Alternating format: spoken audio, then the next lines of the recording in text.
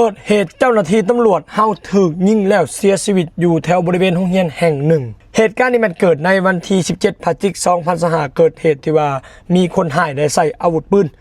ยิงทางเจ้าหน้าที่ตำรวจเหตุให้เสียชีวิตอยู่แถวโรงเรียนแห่งหนึ่งของแขวงบ่อแก้วและทางญาติผู้เสียชีวิตเพิ่นก็ออกมาประกาศว่าประกาศถึงญาติพี่น้องเพื่อนมิตรสหายและคนบ้านใกล้เฮือนเคียงนะครับทราบว่าในวันที่7 พฤศจิกายน 2025เวลาประมาณ 4 โมงแรงได้เกิดเหตุคนหายยิงพันโทสมพันธ์อันนี้ขออนุญาตนามทางผู้ที่เสียชีวิตซึ่งเป็นลูกเป็นหลานเป็นอ้ายเป็นน้อง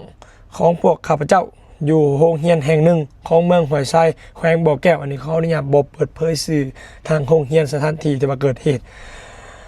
ให้ผู้เกี่ยวเสียชีวิตพวกข้าพเจ้าในนามครอบครัวขอประกาศว่าถ้าหากบุคคลใดสามารถให้เบาะแสคนหายมาลงโทษตามกฎระเบียบได้พวกข้าพเจ้าจะมีสมนาคมให้1 ล้านบาทตัวนี้ก็ถือว่าเป็นเรื่องใหญ่เรื่องหนึ่งเนาะที่ว่าเกิดเหตุที่ว่าคนหายมายิงเจ้าหน้าที่อันนี้ก็ยังให้ทางเจ้าหน้าที่ตำรวจเฮาก็ได้นำจับทางโจรให้ได้ไวที่สุดแล้วเอามาลงโทษตามกฎหมายให้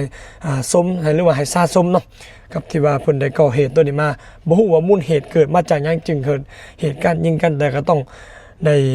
นำจับทางโจรแล้วก็มาสืบสวนสอบสวนแล้วเอามาลงโทษตามกฎหมายเฮาแล้วก็ทางเฮาขอแสดงความเสียใจนำครอบครัวเพิ่นผู้ที่เสียชีวิตนำไปหลายข้าพเจ้าหัสพรรายงาน